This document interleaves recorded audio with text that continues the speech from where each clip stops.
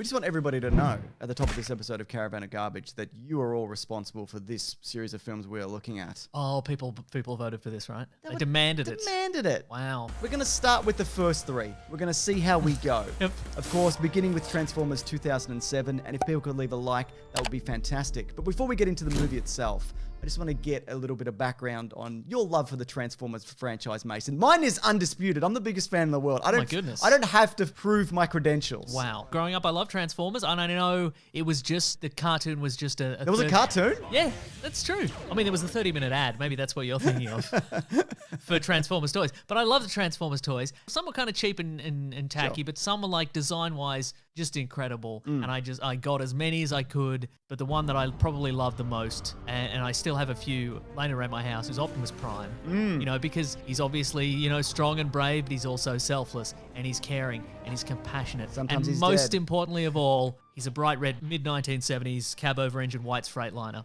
obviously, because the only true mark of a real hero is you got to have a signature look. So true. And you know, for years as I was growing up, I remember, you know, people would be like, "There's a live-action Transformers in the works." So exciting, right? Oh my God, I'm gonna get to see Optimus Prime on the big screen. And then I remember he's going to wave to me, Nick Mason. when I went into the cinemas, and I remember he first rolls up into that screen, and I remember the entire audience stood up as one, and they went, "Oh my God, a Peterbilt 379? Are you kidding me?" Actually, that's not true. That didn't actually happen. But at the same time, I can tell you within my heart and soul that if Optimus Prime in the movies looked like Optimus Prime in the cartoons, I would forgive all the nonsense. I would watch the 15 hours of Transformers movies, whatever it is, and I would... I mean, there are nods to it in other films and whatever. Look, and I would forgive the majority main characters that are just screaming lunatics. Yep. I would forgive the fact that all the Decepticons look exactly the same. Yeah. I would forgive the fact that you can't tell what's happening in any of the action sequences because everything is happening all the time. I would argue a lot of those issues are lessened in this first movie. Oh yeah, for This sure. is very watchable. It's pretty watchable. Yeah. But again, if I would forgive all those if Optimus Prime looked like he did in the cartoon. But he doesn't. He looks like a Monster energy drink. That's what he looks like. Yes. What about if they made Megatron change it to a little handgun? Oh, speaking of that as well, I don't know if you remember, there was a teaser trailer for this movie. It's a Mars rover, and it's surveying the landscape with its camera, and then you see it's knocked over, and then the silhouette is very obviously Generation 1 Megatron. Yeah, right. Like the one that does turn into a gun. But in this, what is he? He's a weird rusty skeleton. Well, they did change his look a little bit due to some fan outcry. They changed the face, but I don't think it's any closer to the look. You can't deny like how great the special effects are in this movie. Oh, for sure, yeah. I mean, from a technical perspective, yeah, I do sure. want to get into the design elements of this film that I don't love as much. But yeah, it is an absolute technical marvel, which hadn't really been seen at the time. And one of the first things I noticed about rewatching this for the first time in years, because these movies are exhausting and I try to stay away from them, is that the sound design is amazing.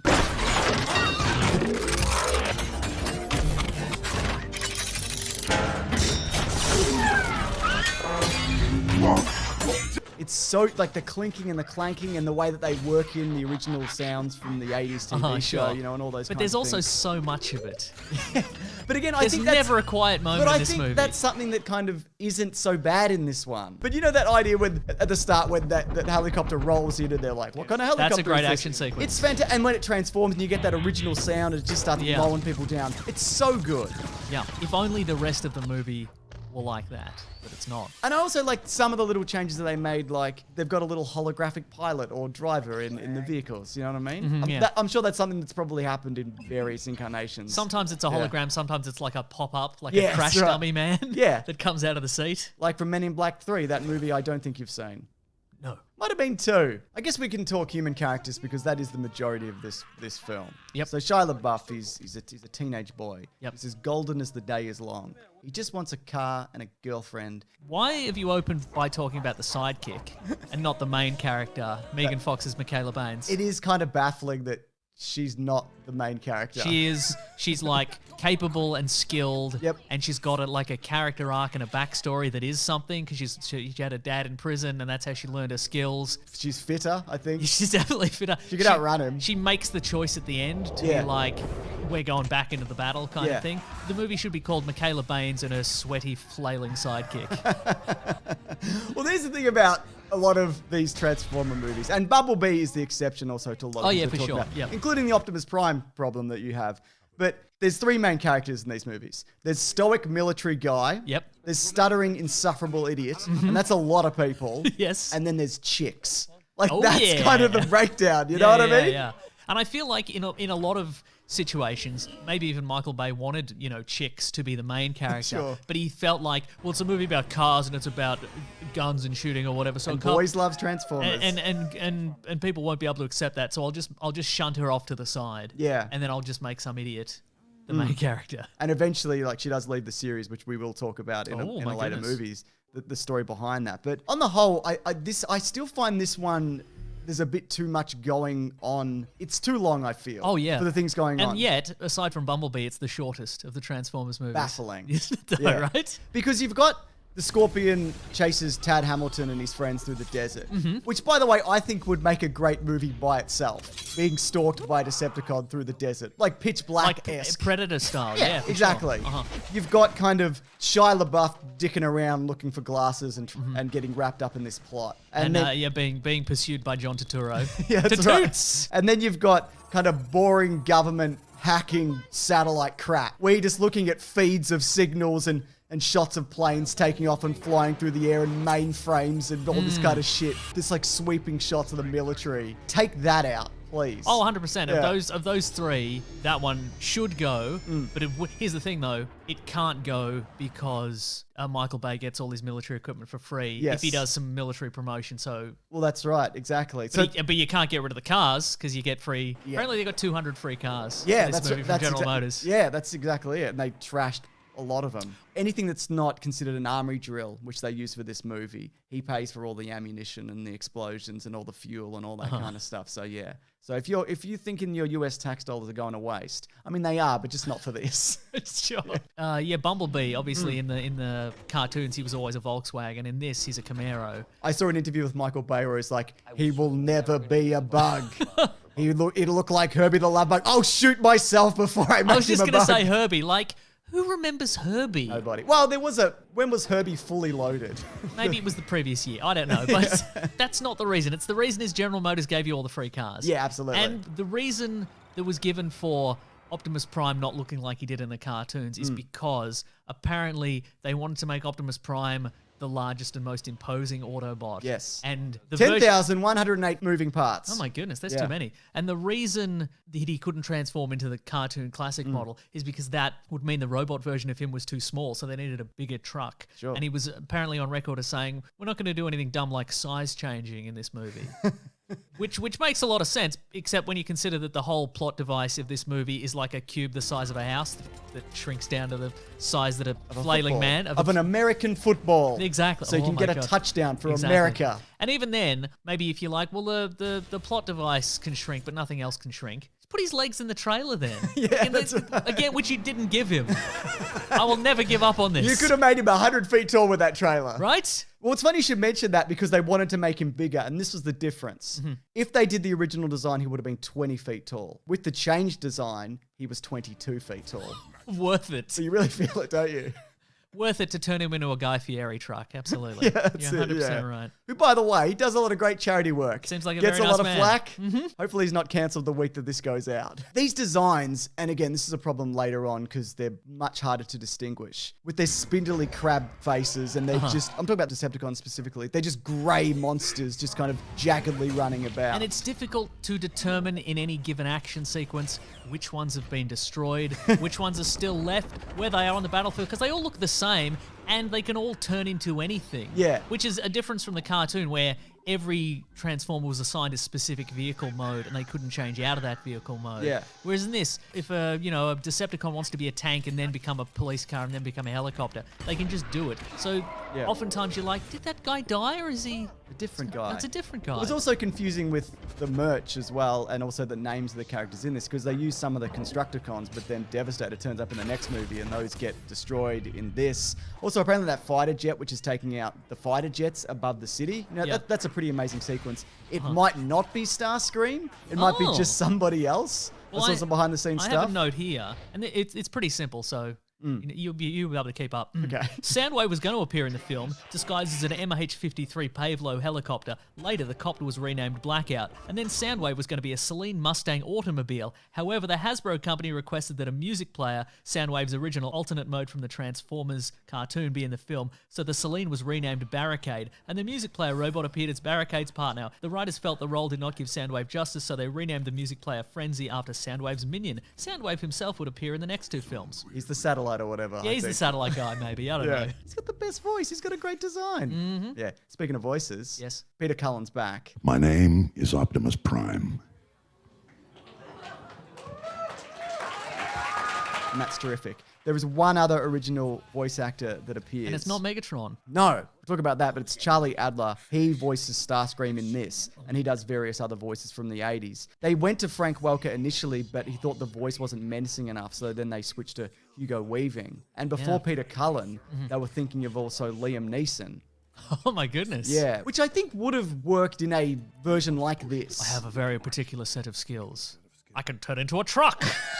Push the cube in my chest. We should talk about the work, though, that ILM and Digital Domain did for these movies. I mean, full credit also to the on-set stuff that they do, because so much of the pyrotechnics and the tearing down of buildings and the bit where the bus splits in two and one of the Transformers flies through it, that's practical stuff. I feel like this movie gave the visual effects enough time to shine in this. Yeah. You can really sort of luxuriate in it, whereas in the later movies, they just... Spinning cubes? There's a lot of spinning cubes. There's a lot of...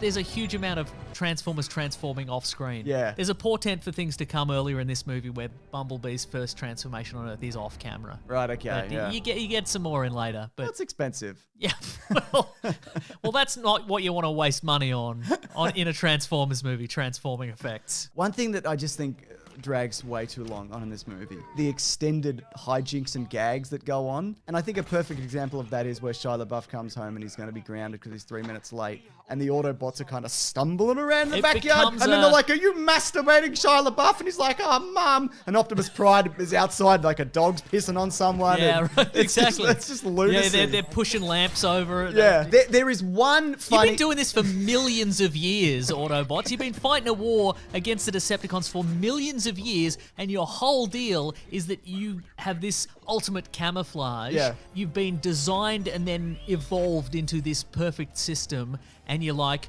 should we transform into the very common vehicles on this planet and park where they would normally be? No. Let's just play hide and seek against a wall in robot form. We're absolute dumbasses. Yeah, it's like a Three Stooges routine. And I think the worst part of it is that it's not funny at all. But whenever we criticize these movies, they obviously have their defenders. But I think a lot of these movies do well is because they have international appeal. And I think scenes like this, where you can take it to any audience in the world, and you know, you get it. It's wacky hijinks. I think there's one joke that works. And Go on. In the 5 movies, Yes. the Michael Bay ones. I'm going to save it because it's not this week. Oh. Will it be next week? Yes, it's next week. This is very exciting. But All yeah, right. but every other joke just falls flat and it's just a stuttering idiot. Speaking of, Ben requested that he does a no Shia LaBeouf compilation. Oh, that's very exciting, We might do yeah. it weekly. Normally we make him do a very complex montage, but he's offered up himself this week. He's the Stockholm Syndrome has finally kicked in, and he's like, maybe I should make things difficult for myself.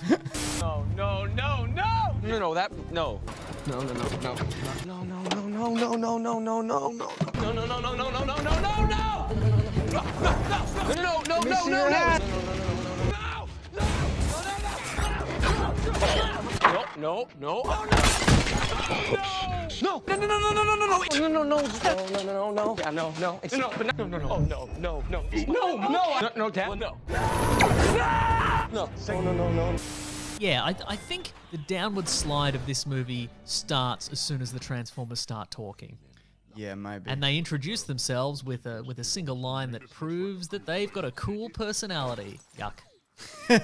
Speaking of, though, one thing that wears thin for me incredibly quickly is Bumblebee talking through the radio. Yeah. Because I know about you, and it is more of a problem in later movies, but I can't follow what he's saying easily. It's like, because it's all cut up in snippets, and I just, for the life of me, why did they keep this thing that they also fix at the end of this movie? And then bring it back, And then right? I know they explain it away again in the next movie, but there's also There's later, again, explanations for it in movies more down the line. We wanted to sell more toys. That's what they say, actual line from the movie. To their credit for the Bumblebee design, that look, in robot form at least, has been adopted a lot of places, and I think has become, for a lot of people, the definitive look of that character. Yeah, absolutely. I don't think it's a terrible design. But here's the thing. Could you draw any of the other ones from memory? What I could do, Yes? I could take a pile of sticks and I could spray paint them silver and then break them all up and drop them in a pile.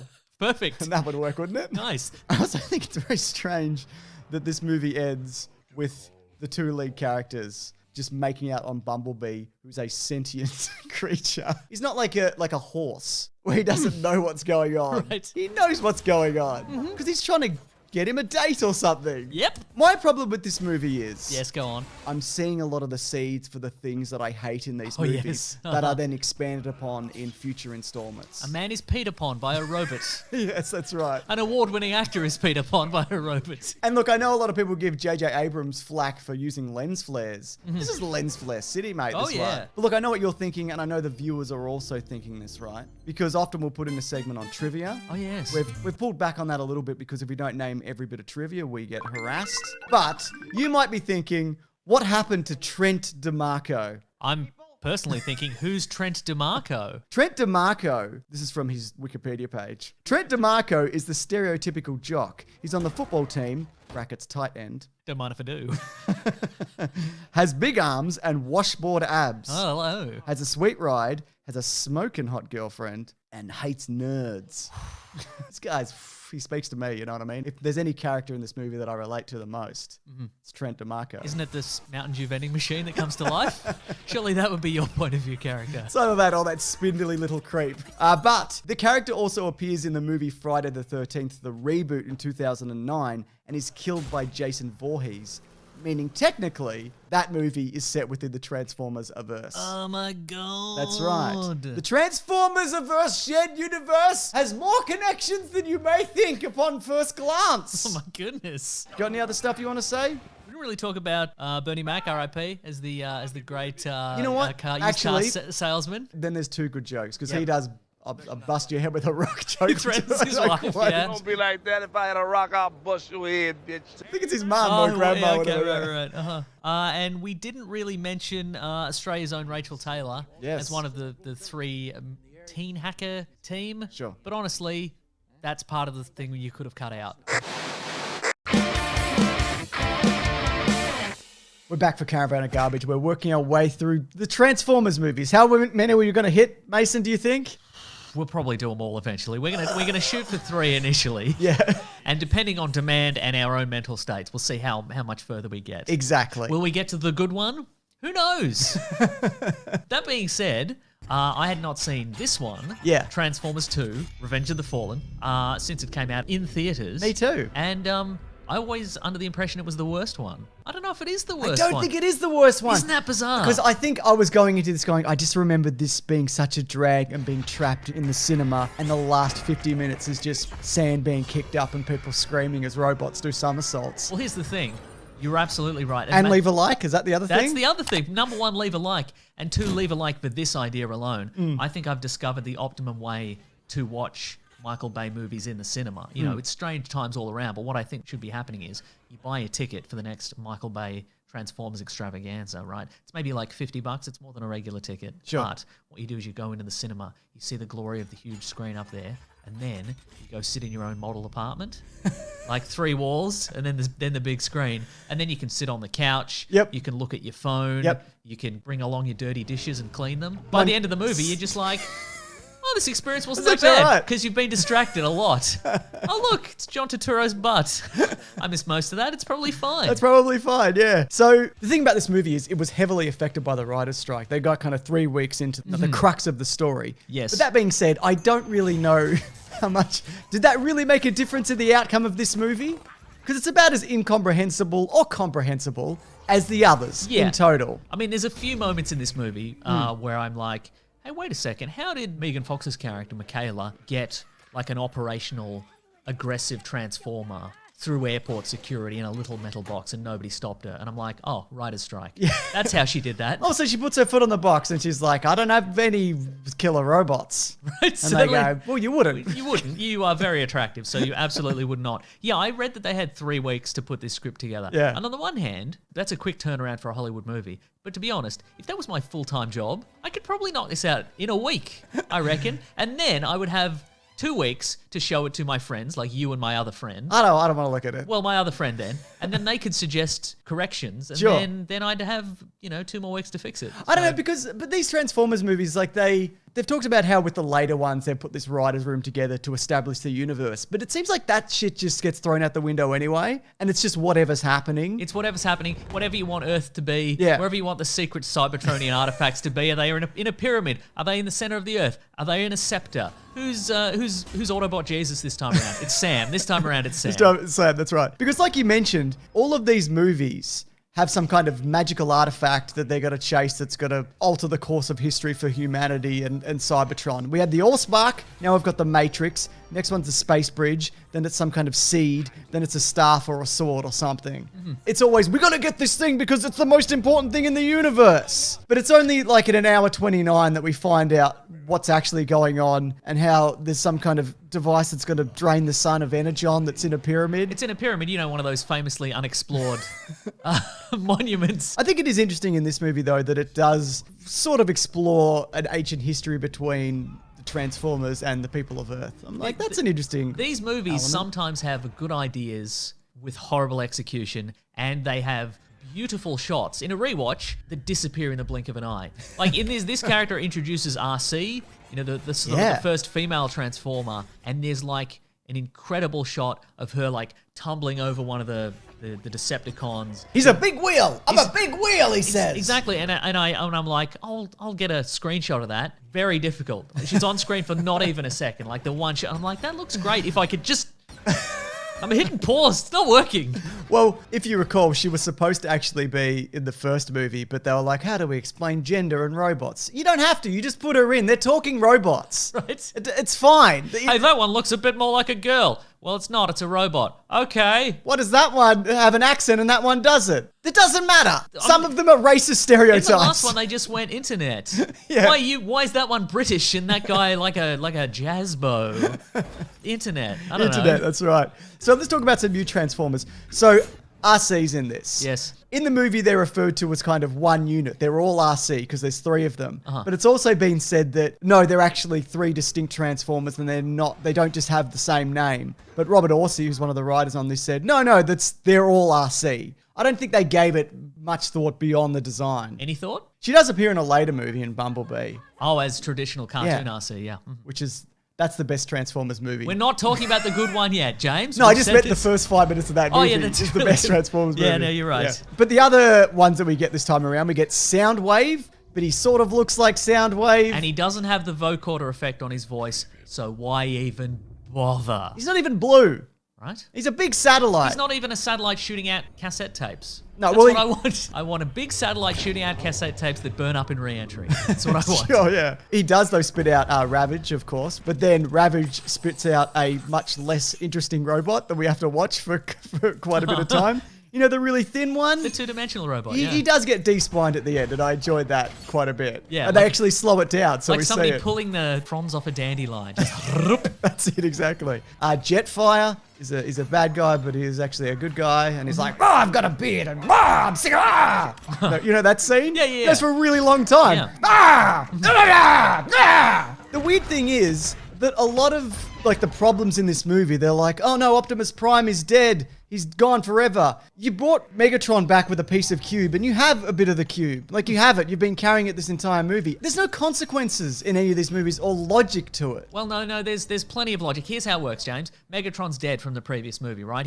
He's irreversibly dead, James. So all you have to do is you send 5 Decepticons to the bottom of the ocean, to the deepest part of the trench where he's left. Then you sacrifice one of the Transformers for spare parts to put him back together, leaving 4 Transformers. Then Megatron comes back to life. Then there's 5 Transformers. Then 6 Transformers escape from the ocean depths. It's as simple as that, isn't it? It's as simple as that. It's I did just not simple notice that. mathematics. So a big point of this movie, you mentioned it, but Optimus Prime dies in a pretty good spinning around forest fight. You know, and the trees are splintering, and he's like, "Hang on, Sam!" Ah! You know, there's that kind of thing going on. Everyone's really sad and whatever. I think a big problem for a lot of these movies are there's not a lot of Optimus Prime in them. He always seems to disappear halfway through these movies. It happens in later movies as well. And it would just be nice if we spent the majority of the time, at the very least, Transformers we know and like. Because Bumblebee is there, right? But he doesn't say anything. He's barely a personality in this. He's just kind of a big sulky baby. But apparently right? people like that. People like big sulky babies who talk in the voice of Tom Hanks. Yeah, that's true. But there's him. Then you've got the racist twins, who were maybe the worst characters in all of these movies. And yet, they're the biggest success. You know why? Because they set the trend for every other movie, which is just all the Transformers constantly arguing and roughhousing. This one really, there was a little bit of that in the first one. Sure. But this just really set in stone. Should we give each of these Transformers a personality? No, let's just have them scuffle. Yeah. Scuffle and say catchphrases in weird accents. There's the horrible little creep, you know, the little remote control The hump vehicle. droid. Yeah, that's Really the hump droid. really the hump droid. A lot of humping in this Lot movie. of humping in lot this of humping, movie, yeah. lot of farting. There must be a company out there that specializes in humping dogs on film. Like they train him to They do trained it. him to do that, There right? would have to be, You yeah. have to, Baze picked up the phone. He's like, give me some humping dogs. No, weirder looking ones. Just little squirrely chihuahuas that can hump. That's what I need for this. That's all right. Humpdogs.com. Oh, speaking of some of the wonderful human characters in this movie, Sam goes to college in this one. Yeah, and he's yeah. got just some cool roommates. And one of them is like a budding internet entrepreneur. And he's pushing his website, therealeffingdeal.com. Sure. FYI, I checked it out. It's available.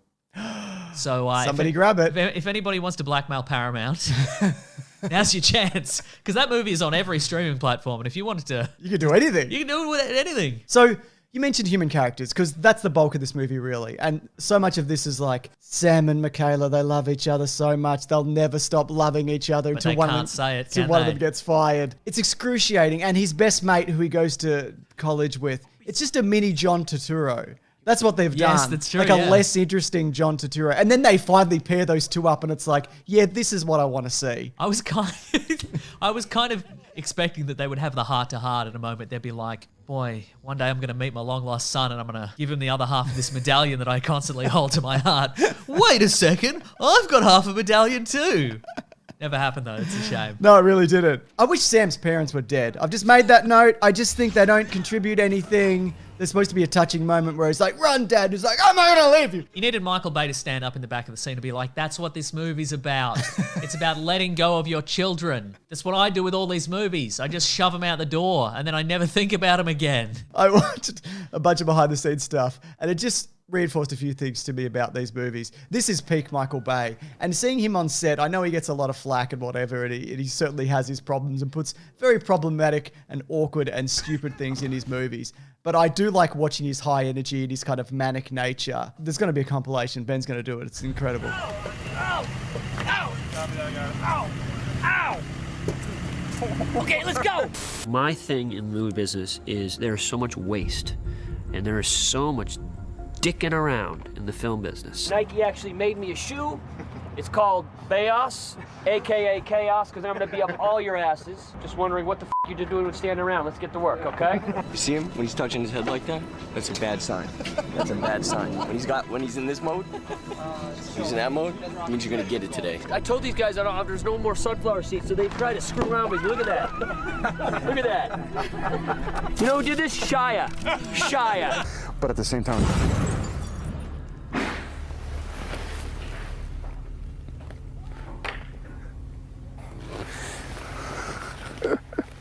just another morning. If something goes wrong and somebody triggers it at the wrong moment, you're dead for sure. There's no coming back from that. You're f***ed.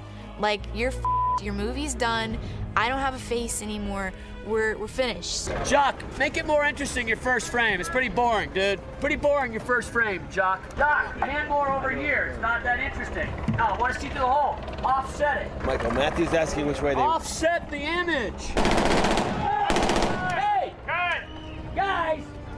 I said 15 seconds, not 30! Seems like it's quite fun and also dangerous on set because there is the world's biggest on-camera explosion happened during this movie. That massive airstrike, yeah. Which has since been surpassed. The biggest airstrikes and the biggest amount of product placement. This one broke the record apparently at 47 product placements in this movie. That must have been shattered by now, though. I would say so. Yeah, probably by another Transformers movie. No doubt. Did you enjoy the But go on. Did you enjoy when the Jordanians rolled in and they're like, "It's the Jordanians! They've come to save us in 2 helicopters!" Oh, they've been shot down. So here's the thing, because they filmed some of this in Jordan. Yes. And my guess is they had to put that in for. I have a piece of trivia here for you, James. The royal family? The Jordanian royal family, Yes. who loved Transformers 2007, provided the Royal Jordanian Air Force for assistance. But even then, if they love these movies, surely they couldn't be happy with their contribution to this. Here they come! Oh, no, forget it. Don't worry. That's right. Devastator's a mess, isn't it? Doesn't look like anything. I mean, it's supposed to look like a gorilla, I guess, or a giant anteater or something. I mean, it's obviously a technical marvel. Even making a frame of that thing work is just incomprehensible in terms of computing power. But it's just like, what is this even? What are you even doing? It's a massive framework for a scrotum joke, is what it is, ultimately. Yes, you're not wrong. But the thing about the final segment of this movie, which we talked about up top, it's so chaotic and incredible and loud that it just kind of, it washes over you and becomes nothing. You know what I mean? It's just noise. When I was watching the behind the scenes of this, they're detailing how they split a battleship in half, and it just the complexity it took to recreate this thing digitally and then blend it with the real life one and make it happen. And I'm watching this and I'm like, I don't remember this in the movie. Like I sat down and I watched it, but I do not remember this happening at all. And look, should we be critiquing these movies we barely remember? I mean, probably not. But hey. That's a critique in itself, though, isn't it? Hey? Hey? What, are you going to make us watch him again? I don't think so. Never again. Never again. So the scrotum bit that you mentioned, though, the point is... The legendary scrotum bit, sure. John Turturro has to tell the army where it is so they can shoot it with their new laser. But like it's a railgun, James. Whatever, man. But they can see it, right? We'll get emails about the big laser We get gun. them anyway. It doesn't fuck it. It doesn't matter. So the Navy can already see it, but he's giving them coordinates. Just look. Just say, look at the pyramid, and there's a monster on top of one of the pyramids, and shoot the monster on the pyramid. Find the pyramid on Google Earth, Yeah. and just hit all the pyramids. Who cares at this point? It doesn't matter, does it? Who's going to stop you? The Jordanians? They sent their entire military. You know what I loved about this movie? What'd you love? The bit when Shia LaBeouf went to Autobot heaven and some ghosts told him that he was a great Autobot leader. And that was good. And they're like, you're the true Optimus Prime or whatever that bit was supposed to be. Yeah. What baffles me about those primes of old, how they were so insistent that the fallen prime, main villain of this movie, we haven't brought it up. It doesn't really matter. He's not anything. They're never anything. No. His head looks slightly more like a cucumber than the other villains, but that's right. it. There's a new one in every movie. There's the Leonard Nimoy one. There's Gunface. Don't even worry about it. Don't worry about it. Look, here's some miscellaneous some stuff that I noticed. I hope you wouldn't mind if I go through it. Special shout outs to the absolute Poindexter of a presidential liaison. My God. He's not wearing a bow tie, but when I think back, he definitely is. Just wandering through and being like, I think you'll find this message from the president says that I should show up and just ruin everything for everyone. I think that's my whole job. I think the Autobots should get out of here, because what else is the Decepticons here for except to look for the corpse of their leader and a piece of the artifact that can resurrect him, and the locations of which I will say out loud to anyone who happens to be eavesdropping. You know?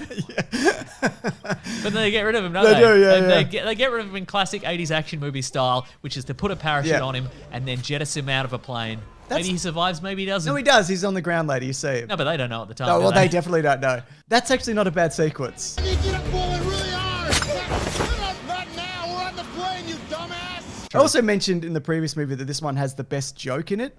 And it does. I found it here. I've written it here. Go. I think I know what you're talking about. Yep. It's when Sam Witwicky says to a fraternity dude, sorry, the driver of this car's off to buy you a tighter shirt. And the guy's like, there isn't a tighter shirt. We checked. That's a good joke. It is a good joke. I'm here for it. Good joke award. Ding. Here's a piece of trivia. When being attacked by Grindor, Leo screams, "We're gonna die." This was the catchphrase of the Maximal Rat Trap, who appeared in Beast Wars Transformers. Come on. I'd say this. That's a stretch.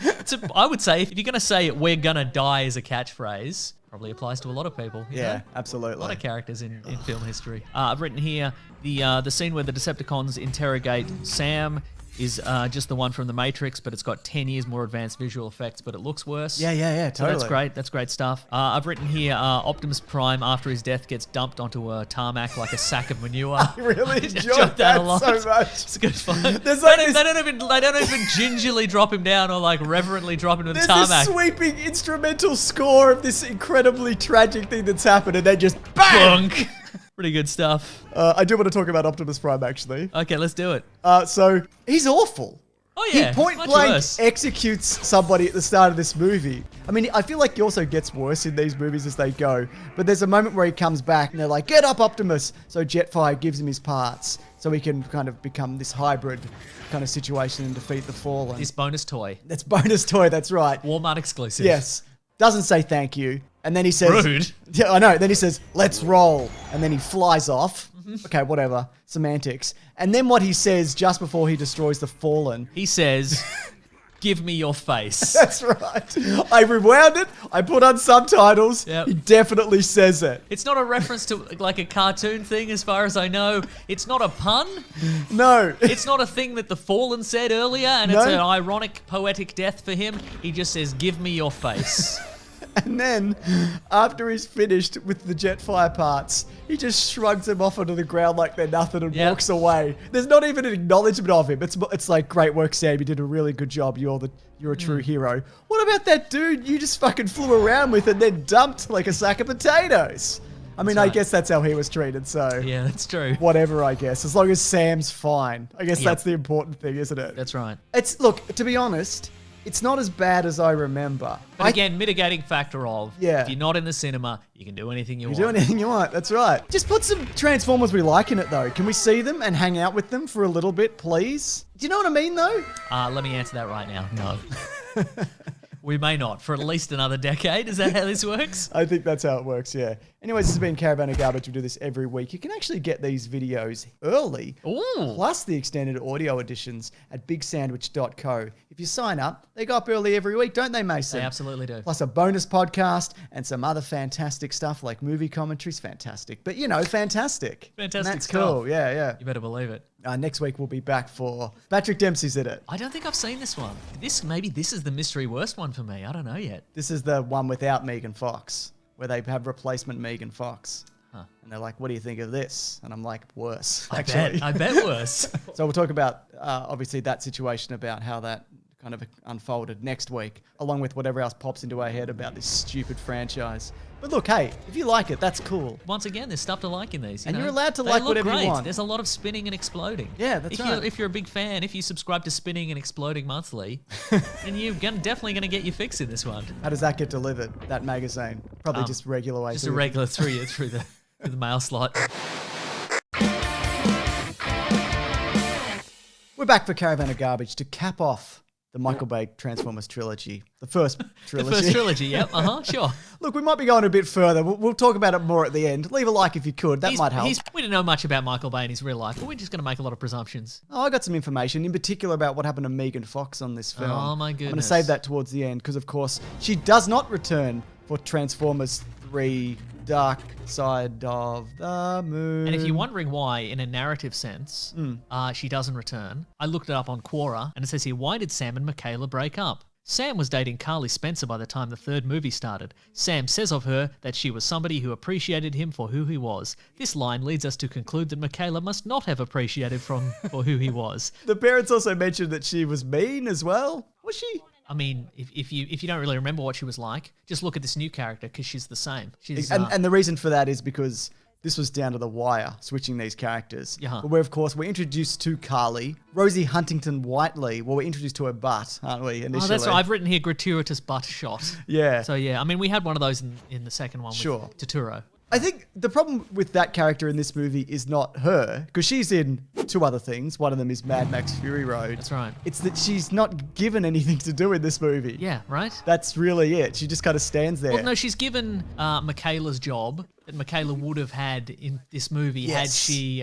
Working for a cars dude. Working for a cars dude, exactly. Yeah. But she's not about cars. She's about making sure they're all in a row or whatever her job is. Curator? I can't remember what That's her, the one, yes, what her not exactly. real job is in this universe. Already, this is too much stuff. This movie And again, I had not seen this one. This is the one. This is my. Oh, really? This is my Dark of the Moon. This is my blind spot because I'd not seen. I'd seen 1, 2, 4, and 5. Yeah. And I hadn't seen this one. My God, is it long? so long. Even by the standards of what I said last week, which was just do some other stuff. Yeah, do some other I stuff. cannot imagine seeing this in the theater when I can't just stare at my phone and do my online banking or whatever. I was thinking about this today. So apparently on Michael Bay's sets, Yes. all his crew, they refer to the very specific chaos and mayhem of his sets as Bayos and Bayhem.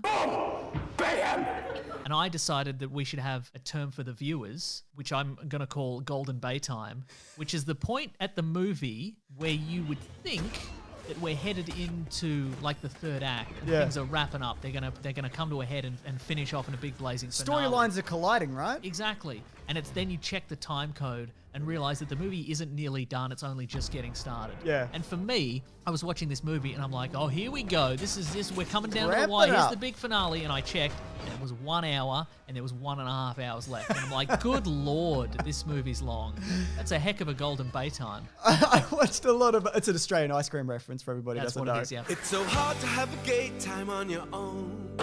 But I was watching the behind the scenes for this, and they talk about how, look, the last movie wasn't great, and people didn't love it, and there was too many shenanigans. And I think this movie does attempt to be more earnest and saccharine past the first half an hour when Sam's parents disappeared or wherever they go to in this movie. Do you still wish they were dead? Yes, Mason. Yeah, me too. I never don't, but they might be dead, and we'll talk about that more at the end. That's a good point. But he literally saved your lives in the previous movie and everybody's life on Earth. And you're still like, you haven't got a job? Sam, come on. Come on. At the same time, I understand why he feels unappreciated. But at the same time, he's very aggro for a guy with a very enviable, like just an amazingly, like a life that anyone would kill for. Like he lives in this amazing, like multi-level, like beautiful vintage apartment. Yep. He's got this beautiful model girlfriend who adores him just like the previous For no reason. girlfriend for no reason. He's got like a $5,000 fridge. Yeah, And right. he's still like, bro, I'm so mad. And here's the thing about Sam. Yes. He's a fucking loser. And the reason why he doesn't have a A job... loser with a hero medal. The Yeah, but that's President's the thing, hero like, medal. despite you having saved the world multiple times, you're still a mess. You know what I mean? Like, you don't have any appealing characteristics, and the reason people don't want to hire you is because you're a fucking nightmare. And because you wear jeans to an office interview. I think Sam's mother was right. He should have worn real pants. Why is he not working for the government? What did he do? What's wrong with him? The only reason that I can conclude is because he is a nightmare. He's incompetent. He just happened to stumble into the world of Transformers by pure happenstance. The things he could do, you could give to literally anybody. He's just paranoid and jealous and erratic. And he's like, sell your car that your boss gave you so we can buy a house together. You're fine. You don't need You're that. right, What's wrong with you? And again, it's mystifying that she's like, oh, Sam, I still love you and adore you and I'm a model, even though you yell at me all the time. Yeah, that's right, exactly. So the story behind this. Yes. Ancient Autobot, something, space There's an artifact. bridge. There's a whole bunch of artifacts on Earth. There's so many artifacts. There's a space bridge they need that's inside a Transformers ship, and they have to get it. The Decepticons are bringing Cybertron through the portal for whatever reason. Side note, the opening sequence of this movie, it's surprisingly sparse and sedate, and you can tell what's going on. And I think it's because there's no live action stuff for Bay to like get his claws into. And he's just, I think maybe they just made it in post, and he's just like, I'm not looking at that. But what a boring aesthetic for Cybertron, though. Yeah, it just could've a been better. grey world and a grey ship and grey pilots. You know, it's just not that interesting. What I found fascinating about the start of this movie, though. Yes. Is it the unbelievable JFK CGI? That's exactly what I was going to talk It's about. astoundingly bad. He looks like a different character frame to frame. I don't understand it because, first of all, these are flawless, these movies, in terms of special effects, except for this moment here. And there's a moment where Sam whizzes past the camera CGI later. But it's strange because you don't see JFK, and then you see him kind of through the lens of an old style television. So you're like, oh, that's a bit wonky. But then you see him up close, and I blame Tron Legacy and Forrest Gump for them thinking they could pull this off, because they certainly can't. And what's strange You about... can see his eyes vibrating. Oh, it's so strange. But what's also really bizarre about it is that there's two other presidents in this, and they use a completely more reasonable trick to pull that off. They use a body double for Obama, and they use a double for Nixon. Why are you CGIing Kennedy? What are you doing? Just don't. What are you doing? I don't know. I don't understand. Yeah. Sentinel Prime.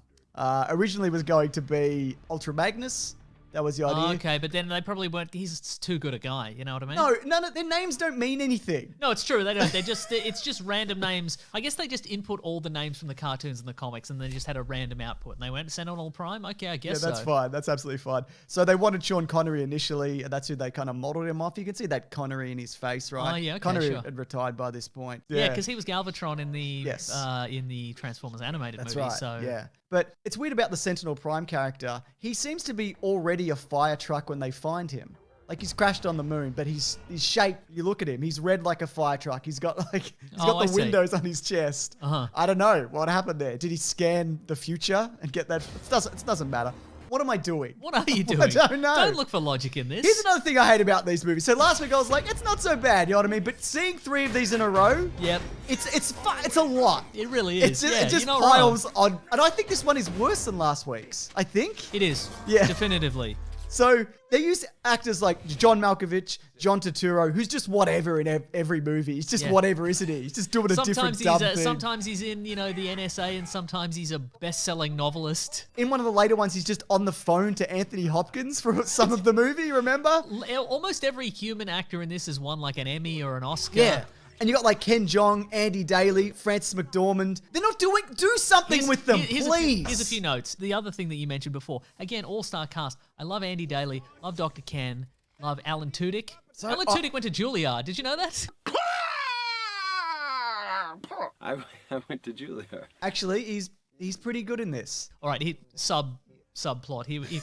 Okay. Here's a fun fact about Alan Tudyk in this. I don't know if you've ever seen the movie 28 Days. The Sandra Bullock one? Yes, he's in that. Yeah, right. As like a recovering addict. It's always the fork in the road. Okay. And he decided during the filming of this that they were the same character. So what he decided was, after the events of 28 Days, that character straightened himself out. He joined the army. He became a special ops killer. Yeah. And then he decided that he'd gone too far and that he was going to turn his life around. So there's a line in this movie where he goes, "Oh, that was the old you." He's referring to his character from 28 Days. Oh my goodness. Pretty good, right? So that means the 28-day universe also extends to the Friday the 13th universe. That's the connection we made in the first video. This universe is wild and bad. But anyway, here's the thing. This movie also contains this weird office drudgery sitcom that's just been welded to it. Because of The Office, Because The Office was it was huge. It was like they were right in the middle of kind of Office fever, and I think Michael Bay was just going to be like, give us some wacky Office characters. There's a whole if they were going to make this photocopy a gag. If they were going to make this into a sitcom, it'd be called like Dorks and Babes, because it's just like a bunch of goobers. And then just like hot model women. And there's this guy in there who's like, don't come in here dressed as a hoochie mama. What's the point of this guy? What's the point of any of this? And here's the thing, James, here's the thing. Sure. So in this movie, Patrick Dempsey, the actor Patrick Dempsey, is in league with the Decepticons. And he knows that their plan, as you previously mentioned, is to open these space bridges around the world and bring hundreds of Decepticons to Earth and bring Cybertron to Earth and remake the Earth in Cybertron's image. And then afterwards, he will be one of the survivors who gets to thrive on this new world, I guess. Probably gets a new watch. So his plan is to get Sam a job at the one location where there's a guy who also knows the Decepticons' evil plans and is manipulating satellite data for them. Yes. And can tell him the whole thing. Where what he could do is just give him a job anywhere else. Yeah. Because if he didn't, or not intervene, none of this would happen. Like, Sam's not a detective. He's not going to go seeking this out. He stumbles into things. things. He stumbles into this. And later there's a part where Patrick Dempsey, the actor, who's in league with the Decepticons, is like, well, actually, I need, you're gonna work for me and you're going to give us the information on the Autobots. We need a man on the inside. If you didn't do the thing you did first, all the Autobots would be dead because hundreds of Decepticons would have come in and destroyed them all. What are you doing? Are you just covering for your mistake in the first half of the movie? It must be. It's nonsensical. Well, the introduction of Patrick Dempsey, he happened to run into Michael Bay. Michael Bay was like, "Do you want to roll in this?" Then it was the next day. Oh, and he just so showed it's like, up, yeah. what were you doing prior to that? Right? Who did you have? Did you fire somebody? Was there nobody? Maybe they just created the character on the day. It's entirely possible. Yeah. Here's some things I like. Laserbeak goes on a bit of a murder spree. I'm kind of a big fan of that character in this. Yeah, I mean, and he's it's like an insane turkey. And again, it's not. Yeah, he's an insane. Again, he's Laserbeak in name only. in the sense that I guess he's a raptor, but he's also got this weird chameleon power where he turn into at one point he turns into like a pink version of Bumblebee to like lure a kid in. There's a nod to the Omnibots where we see like the in-between form of the Transformers. Oh, that they can fire when they're fun. Vehicles. But yeah, it only took them 3 million years to figure that out. Brilliant. Good work. Good work, guys. And there's a moment that I really enjoyed from behind the scenes where they're like, hey, we're tilting this room and everyone's sliding down in the room and it's crazy and no one's ever done anything like this. This is some bayhem. This is some bayos. That's right. But I was like, what do you mean no one's done this? They did this in Spider-Man 3 like 4 years prior to this. Like, it's amazing that they did it, but don't be like, no one's ever tilted a room before. Inception did it also. Yeah. And presumably some sort of game show called Tilt the Room. I bet one exists. Things that I liked. I liked Mad Max Desert Dump Truck Megatron with his little cloak that he wore. Why is he wearing a cloak? Why hasn't he repaired his face? What is the point of Megatron in this movie other than being goaded? The one thing that Carly does. Yeah, it's to show up and interact with Optimus Prime for the last 5 minutes. And Sam not at all, I don't think. No, they don't meet. Sam also kills Starscream with a grappling hook and whatever. Oh, yeah, that's right. Yeah, it's fine. Bill O'Reilly's in this. I've just written, what a fucking asshole that bloke is. I don't really have anything else to say about that. Here's something that I think is... It starts off bad, but then it kind of has a bit of a happy ending. Okay. If you noticed in this, the highway chase scene, a Transformer like smashes in the front of a car. That's a recycled shot from The Island, which is a previous Michael Bay movie. And the reason they did that is because there was a horrible on-set accident. So Gabriella Cedillo ended up having a permanent brain injury because a cable snapped under tension and smashed through the windshield of the Toyota she was driving. The thing is as well, she wasn't a stunt person. The extras were paid $25 per day to drive their regular car in this highway sequence, weren't informed of the risk, and she ended up with this injury. But as a result of this, she was given an $18.5 million settlement, which is good, obviously, but also you have a permanent brain injury. Yeah, right. So that's not cool, is it? No, uncool. Another character. Oh, here we go. It's time for one of James's trademark rants about a character. Starscream is just like a sputtering moron. He's just spitting oil at Sam when he turns up. Where's the class? Where's the civility in these characters? Do you know what I mean? Yes. Do they need to be sputtering monsters with sharp teeth and red eyes all the time? No, he and needs horrible to have crab faces. a pinky out. Yeah, exactly. It was really great when we saw Sam fight Dylan. That was a great sequence in the movie. You know what? The entire Decepticon rampage through the city, you'd think it'd be interesting, but it's not. It's so dull. Yeah. Okay. Optimus Prime in this. First of all, do you have a great line from Optimus Prime? Because I've got one saved up. If you want to say, you could use that for the end if you want. Because I've got some other things to say. First of all, he's got his trailer, which I like. Yes. It also does things. It's got like a little kit in there that he can fly about on. I mean, the character himself still looks like a party shirt, brought to life. Sure. Yeah. Here's my problem though. There's a moment in the film, it's about the 2-hour mark, where he flies into some cables, right? Yes. And he gets tangled up and he's like, 8 minutes later, nearly 9, they cut back, he's still in the cables. Wow. He's got a sword, by the way. 7 minutes after that, he shows up again. So for 15 minutes, minimum, the leader of the Autobots. He's just tangled in some cables. Wow. He just flies into them. Yeah, like a moron. Like a bird into a windshield. And then, of course, he point blank executes somebody at the end of the movie. I've written here, Optimus sure has done a lot of executions in this franchise so far. It's a whole bunch. I mean, you could take it as a character arc that he's getting more and more fed up with being betrayed and humanity, but he's just a lunatic. Like, he has the voice of Peter Cullen, but in no way does he resemble any kind of noble leader who's all about sacrifice. He's a lunatic. I don't have any quotes here in particular, but I think Peter Cullen did say during the production of one of these or in the aftermath, there's a lot of lines in this I didn't want to say, but the money people were like... where he's like, let's kill everybody. Yeah. He says something like that. Well, here's a line, the line I've saved up, my favorite quote from Optimus Prime in this movie was, "You die, yeah." You die. Yeah. Pretty good, right? I mean, it's Great no line. give me your face. No, that's true. But I mean, you work with what you have. So, do you ever wonder where the Bayos comes from? Got a bit of trivia here. I'm ready. Go for it. So, Michael Bay conceived of Driller's destruction of the skyscraper while doing stomach crunch exercises. Of course he did. He looked down at his abs and he's like, what if they were a big robot snake? Imagine the damage they could do. Am I right, everybody on set? And they went, yep. And this is a bit of trivia that's called back to your bit of trivia from last week. As the Decepticon mothership crashes, Brains One of the little guys. Yeah, sure. Screams to Wheelie, "We're gonna die!" This was the catchphrase of the Maximal Rat Trap, who appeared in Beast Wars Transformers 1996. Stop doing this. I don't like it. It's no good. So anyway, here's a couple of miscellaneous notes. At one point during the final assault on the Decepticons, or somewhere in the middle, I don't know, I got a little bit lost. At one point, all the military guys leap out of a plane in wingsuits because they've got to get a thing or shoot a thing or blow up a building or whatever. At one point, they make a point to show that one of the wingsuits guys is trapped on the plane as he tries to leave, and no one stops to help him. He just dies in that plane as it crashes, I guess. Look, here's something I noticed in watching this. First of all, Buzz Aldrin's in this. We didn't even mention that. The second man to ever walk on the moon is in this movie. And it's kind of wild, but I think because he's very much like, he does not care for people who think the moon landings were fake. He punched that dude in the face. It's amazing. So it's wild to me that they were like, we're going to say they were real, but they would have scope out some Transformers, and he went, sure thing. Yeah, whatever. And I'm wondering if maybe they didn't tell him. Look, I'm not a fan of reaction videos, but I think I would have loved to see a reaction video of Buzz Aldrin in the cinema watching Transformers Dark of the Moon and seeing what they turned him into in this. To get into the Megan Fox stuff. So she was fired for this quote. Michael Bay is a nightmare to work with. He's like Napoleon, and he wants to create this insane, infamous madman reputation.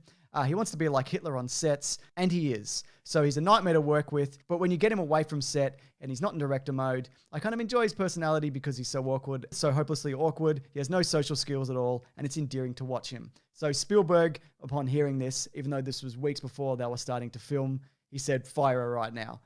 Spielberg was producer on these films. Making a movie like Schindler's List, sure. and Spielberg being Jewish, I can't imagine he took that very well. Like, I understand why they fired her. I get it. But there's kind of more to this than just that as well. Yeah, right. Okay, sure. Shia LaBeouf more recently has said, Megan developed Spice Girl strength, this woman empowerment that made her feel awkward about her involvement with Michael, who some people think is a very lascivious filmmaker, the way he films women, which is not inaccurate. The butts, yeah. He points the camera at their butts, yes, and he goes, awooga on set. That's right, yeah. Michael Bay also mentioned at the time that she said some very ridiculous things because she's 23 years old and she still has a lot of growing to do. Nobody in the world knew who Megan Fox was until I found her and put her in Transformers. There was also, of course, a recent Jimmy Kimmel interview that resurfaced where she talks about how Michael Bay put her in Bad Boys, and because she was 15 at the time, they couldn't have her drinking, so they put her in a bikini under a waterfall or something, which is a very odd thing to do. I don't remember that at all, but all right. Yeah, but when that came to light, a lot of people saying that Megan Fox was exploited by Michael Bay and those involved with this film, and she has released a statement saying that, look, there are names that did exploit me and tried to get me to do things, but Michael Bay was never as bad as everybody else. She said there are many names that deserve to be going viral in cancel culture right now, but they are safely stored in the fragmented recesses of my heart. And also, Michael Bay is quoted as saying that, and there's video of this, where that she looked different in between movies because she got plastic surgery and he didn't want her back anymore. When I saw her, she just didn't look like Michaela. Anyway, look, I think Megan Fox does get a raw deal, though, in general. I think she is good in things. You ever seen This Is 40? Yeah. She's really funny in Yeah, that. yeah. Anyways, this was, it's a weird and bad movie, and I hated it. I hated So it you through don't and hated through. it? It sounds like you said you No, don't I hated do it. hated it. Oh, you do hated it. Interesting. Yeah, no, this was definitely the worst one so far. Yeah. Again, I have somewhat fond memories of 4. Sure. Just because of Stanley Tucci running around screaming, guzzling milk. So yeah, I think eventually we are going to finish off the Transformers movies, the live-action Transformers movies. Sure. There's a lot in them to talk about, but I think we probably need a week to just relax our brains. And maybe, so if people want to suggest something... Or do we push through? Oh, maybe. And go more insane. Let us know. I think, just suggest something for us, just with a movie where nothing transforms in it. Just a movie... palate cleanser. Just a movie with normal humans. Normal humans? Exactly what they seem. Normal humans. So boring they'll make you scream. Get home from work and grab a snack, sit on the couch, turn on TV, watch a Transformers film. What's the opposite of a Transformers movie? Maybe we'll watch that. Marriage Story. I don't want to watch Marriage Story. Fresh start, everyone. Fresh start for Caravan of Garbage because we're in a new era of Transformers movies. Please leave a like. Clean the slate, start again. That's the thing about this movie. When I remember seeing the marketing for this, I'm like, okay, Dinobots, new cast, new setting, I think, maybe. Everything you knew before is, well, it's still there, But Oh, that's but a great tagline. I like that. Everything, you get Peter Cullen to do it. Everything you knew before. Well, it's still there, except less likable. Yeah.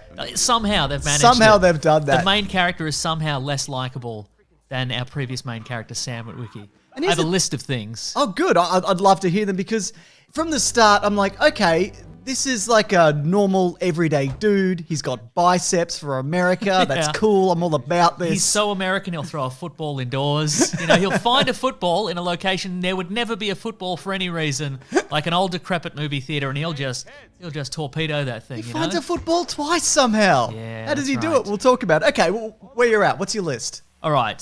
Cade Yeager, by the Cade Yeager, way. played by Mark Wahlberg. I've written here, this is the title. It says, Cade Yeager is terrible. He's all the more terrible due to his lack of self-awareness. He's all the more terrible because Mark Wahlberg. But look, he doesn't pay his employees. He borrows money for his employee, but tells him he's lucky to have a job. Bad form, bad form. He steals electricity for his farm from the neighbours. He's 6 months behind on paying his property payments. Yep. He threatens the realtor and some potential buyers of the property with a baseball bat. Again, a property he's not paying for, so technically it's not his anymore. He throws the bat at a car. He's never invented anything that isn't a slight variation on something that already exists. The slight variation being that his doesn't work. That's the difference. I love that painting robot. Like, how much Right? painting is that doing? It's like 3 feet high and it just goes up and down. They're already painting robots. It makes no sense. In like car manufacturing plants. They do it all day. That dog that he invents, it's just a remote control car with a like a on the robot top. dog stuck on it. Yeah. It's insane. But I think what they've done for him, I think Yes. they've gone, let's Tony Stark this guy. Because he's got a little Tony Stark beard. There's even the bit where he's kind of hammering something out or he's welding something and it's very the first Iron Man. Yeah, there is I that think scene, that's isn't what it? they're going for here. Yeah. But he's awful. I've got more. Oh, sorry. He makes his employees sign a contract where anything the employee invents, Yeager owns. Yep. Horrible. He's overprotective of his daughter, but he also fires a missile into the house while she's in it. He makes his employee take this live missile to the trash without telling him that it's dangerous. Yep. He gives up the chance to make $100,000 by selling out Optimus Prime because he needs to know how it works. Quote from him, "It could be a game changer for me if I apply that technology to my inventions." Mate, you can't do that. Look at them and look at you. You're making a remote control car with a dog on the top, and this is the most advanced alien technology in the universe. You cannot apply that technology to what you've got. Absolutely not. Those things It's like a monkey looking at the internet. You think they're going to apply? You think the monkey's going to apply the internet to its banana peeling? No, it's not going to work. Those areas of technology, there's such a wide expanse between them. Because nothing there Yeah. you can tack onto what you're doing. Yeah. He also wants to take his daughter to prom. Yep. And Not weird at all. Not weird at all. And her American, very American. very American. And his shorts are too shorts. And yet the camera does linger on them a lot. Yeah. For a very offensive shortness of shorts. The director seems very interested in being like, get a load of this, boys. And she's supposed to be underage in this movie also. Yeah. The actor herself is not, I should point out. Oh, that's an interesting take, isn't it? We've got more to say about that. Oh, boy, no do doubt, I. And we'll get to it. Because Michael Bay wasn't going to come back for this. I got some other names that were considered. Oh, yes. Roland Emmerich, Makes sense. Joe Johnston, Okay. John Turteltaub, Right. Stephen Summers, Oh. Louis Leterrier, Okay. David Yates. Oh. Yeah, so names. But you want to know the experience that changed his mind? I would love to hear it. Is it incredibly Michael Bay-ish? Is It's it very entirely Michael- ego-driven? It might be. It might be. So after Dark of the Moon, he finally got to visit the Transformers ride at Universal Studios. And upon seeing fans waiting 3 blocks for the attraction, he realized he was not ready to give up the franchise yet. Wow. He wasn't going to give up on it, Mason. Not when there was work to be done. A true American hero. Did he find a football in that line? And he threw it right to the front of that line. I think also this movie makes an attempt to work in some interesting Transformers lore that we haven't seen before, as in other creatures in the universe that aren't just from Cybertron. The quintessons. The quintessons, but there's other creatures also aboard that Yeah. alien bounty hunter ship. I'm like, oh, I see. You're saying and doing things, and that's cool. Sure. But there's no... What? There's no follow-up. No, Why there's would no- there be? Yeah. No. We've reached the point of just no follow-ups, no real continuity. I mean, I guess there's quintessons in the next one, I think. But we'll get to that if we... Why are we doing these? We promised that we'd push through. Yes, we did. It's true, yes. Because if we get them done, they're done, aren't they? The people demanded it, and you're absolutely right. They cannot demand them after they're all finished. That's There's right. no more demanding after that. What I also love about this movie is there's a moment where they go into an old theater and the guy's like, movies are just sequels and remakes. They're a bunch of crap these days. And that's what I call hanging a lantern on your terrible movie. Be like, you can't criticize this because we know it's a sequel. We know, we get it. We're with you. You don't get it. You don't get it at all. no. You can't just say sequels are bad and then make a bad sequel and it's okay. It doesn't work like that. What do you think of Optimus Prime in this though, Mason? Because we get the traditional Optimus Prime We get it truck. for 5 minutes. I mean, it's covered in dirt, and it's implied that it's a, piece of crap. it's a last-ditch attempt at survival, and it's Yeah, sure. But I mean, looks pretty good. There's a bit where he transforms into a truck. He transforms right into a Oh, truck. my It God. looks good. Apparently that's the second time in this series that we've seen him transform into a truck at this point. Wow. I know. The transformations are getting minimal at this point. There's so many that are off screen. Yes. You see two cars chasing one another through shipping crates or whatever, and then all of a sudden we cut back and they're just climbing up a wall or whatever. They're already robots. That's cool. I'm not here for climbing robots. I'm here for transforming robots. The first thing Optimus Prime says when he's reactivated... His famous catchphrase for this movie, Yes. which he says twice. Yes, I'll kill you. And then the second thing he says is, I'll kill you. And then later he says, I'm going to tear them apart. Nice. Classic Optimus Prime. I mean, I know he was in a pitch battle as he kind of went down, but like, he's make him nice. What are you doing? Alright. Why is he so mean? No, make him worse. Make him worse. Why make him mean? Because everybody else in this movie's mean. That's Why true. wouldn't you? And the idea, again, that the Transformers are just children. You mentioned this last week, but Bumblebee's just like this jealous baby of a sentient being. Like he's roughhousing with that fake Bumblebee. And he's like, oh, how dare this one? This one isn't as cool as me. You can change into anything. Right? What do you even care? Like, they're And like also- Bumblebee isn't slick. Just change. Again, the world is at stake. The lives of all the Transformers are at stake, and he's like, I'm gonna get mad about. I thought I was the coolest Transformer. But I mean, in his defense, at one point he does drive into a showroom that is specifically designed to personally insult him. You remember that? There's a point where he drives into the showroom of KSI, the corporate bad guys in this movie, and there's just video projections and model vehicles and robots, and it's like, this Transformer's based on Bumblebee, but obviously not as lame as Bumblebee. Lame ball bleem.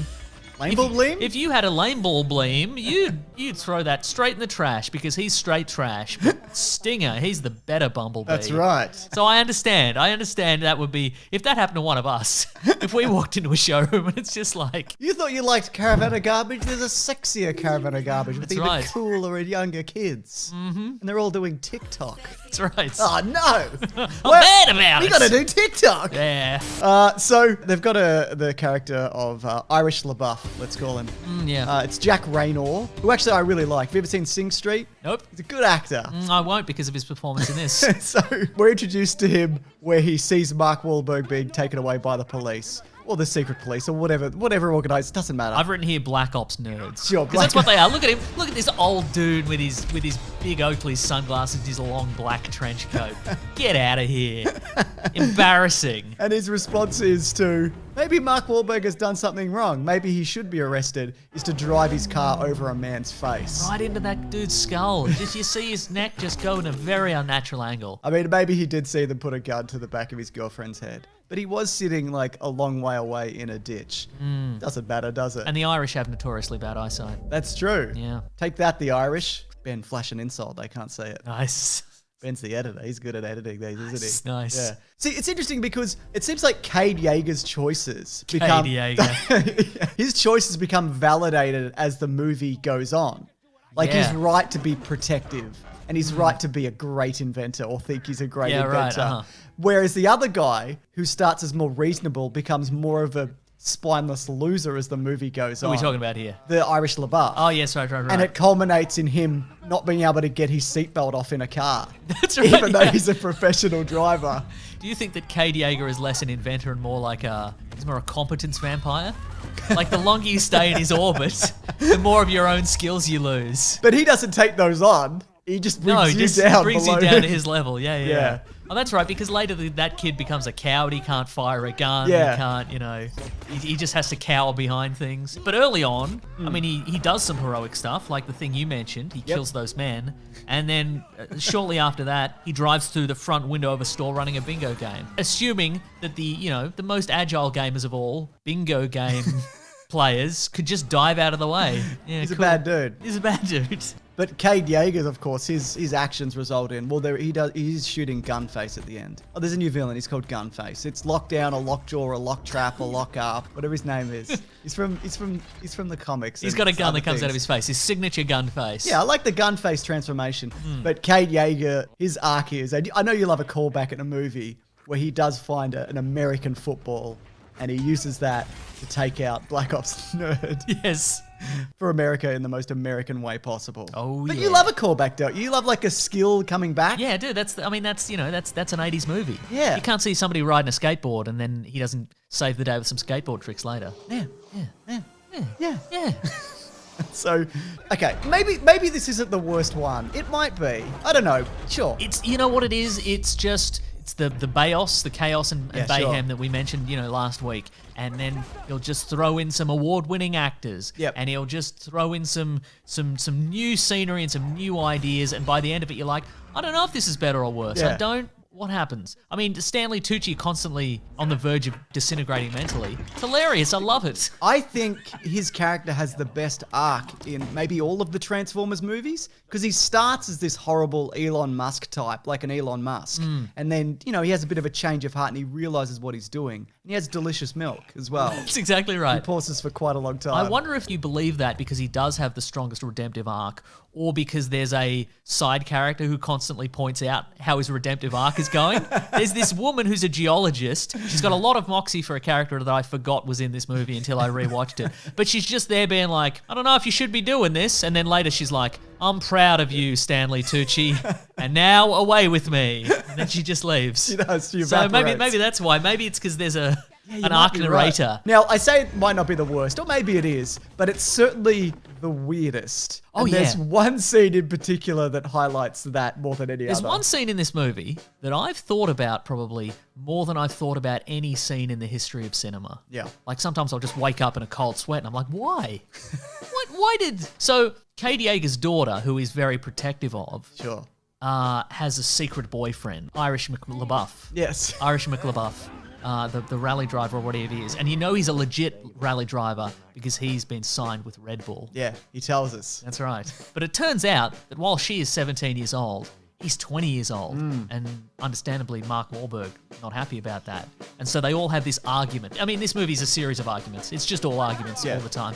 But they have an argument in which they debate whether or not this is ethical or in fact legal. Yeah. Which culminates in Irish McLabuff drawing from his wallet a laminated card which contains on it the relevant legal statute that makes it okay for him to sleep with the daughter. Yes. Why is this in the... This is a movie that is largely concerned with cars turning into robots and punching each other. Yep. And it's already 2 hours and 45 minutes long. There's no reason for this to be in this already bloated monster of a movie. It's a mystery to me. It's baffling. It would be too specific for a public school sex education video about the age of consent. Yeah. It's still too specific for that. If somebody put their hand up and asked about that in class, they'd be like, oh, maybe check the website. I don't know. Yeah. It's an odd thing for you to ask at all. It really, they really go out of their way, which we've talked about this before, because we have done an episode on this on our podcast, The Weekly Planet. That's right, good plug. That was somebody associated with this and knew somebody, like had a son that was dating somebody in high school, think and that's so. how they know this? I think Michael Bay got a producer on board and was like, "Hey man, you're a producer here. Do you want to put in some product placements? Is there a Do you want Mark Wahlberg to crack open a warm Bud Light naked in the street? Exactly. It's all foamy and warm, and he's like, do Does one of your kids have a favorite Transformer? You want to put that Transformer in? That's cool. you like Galvatron? Exactly. We'll put Galvatron in. Why not?" And this guy's like, "Yeah, I know something that should be put in this movie that transforms people's opinions of underage relationships. I think that we'll put that in. I tell you what." Awful. Yeah. Also, in the fun trivia fact for this movie, Yeah, I love facts. I was reading Fun them and it trivia came up. time. Trivia. The trivia section. It turns out maybe that particular legal card doesn't actually apply. So maybe it still is illegal. So Well, if we're talking about trivia, let's do trivia now. Let's do trivia We're not now. finished yet, but Mark Wahlberg pulled from his real-life experience as a father in order to further develop his character. threatening. Awful. Biceps. Yes. So let's talk about Galvatron. Okay. Now, Hugo Weaving famously went out and was like, I hate these movies. I Did get he? paid for them. I didn't know and that. I don't like them. And Michael Bay was like, well, I'll replace you then. And he was like, all right. So they It seems to be something of a pattern that people do these movies and then say, I hate these movies. And then Michael Bay says, well, I'm replacing you in those movies. And those people say, okay. What, did you think I was going to do these for the rest of my life? No. So Frank Welker is the original voice of Megatron. That's right. It's nice to have him back. He does a pretty good job. That being said, the design is awful. Oh my God. It's an awful design. I mean, it's slightly, it's more crisp. It's like, Sure, yeah. you know, it's certainly shinier than previous iterations of Megatron. By the way, Megatron's head got split down the center and torn off its body, and we see the head and it's mostly intact. Maybe Transformium. Yeah, maybe transforming. But also in this movie, there's no correlation between how badly damaged a Transformer gets and whether or not it's going to survive. Yeah. Like at one point, Gunface shoots Optimus Prime twice through the chest. Yeah. Like straight through with like a once high-powered... with a sword. With his high-powered signature Gunface. And he's fine later. So who Absolutely knows? fine. But I was going to say, the evil corporation KSI build Galvatron out of Megatron's brain and head. Yes. And then they're continuously surprised that it keeps looking like Megatron. They're like, we've done this 5 times. We're trying to make an Optimus Prime, but this thing we've made out of Megatron keeps looking like Megatron. Should we keep going? Yes. What's the worst that could happen? Look, This movie is the answer. Yes. But look, though, it does have a redemptive characteristic to it, the Galvatron robot. Oh, yes. That being the amazing transforming effect. No good. I don't understand. Was it cheaper? I wonder. I don't know. Beats, though. Beats. Oh, you know, it did turn into Beats, the pill. The pill. But why? I feel like it's the same kind of evolution of the Iron Man suit when it becomes the nanotech suit. Like, I understand the progression, but I like the clinking and the clanking and the way that they transform. I don't just want... And then it's whatever. You know what I mean? Yeah, right. Maybe Bay wanted something that was all his own. Yeah. You know what I mean? He was like, well, this is old school. Congratulations. Yeah, you did it. Dinobots are in this. Yeah, for 5 minutes, I forgot. Yeah. I mean, 5, 20, half an hour, I don't know. Yeah. I think it's about 15, maybe. Okay, cool. And Optimus Prime gets them on side by saying, defend my family or die. These guys have been strung up for potentially millions of years on that ship. Yeah, We don't really know.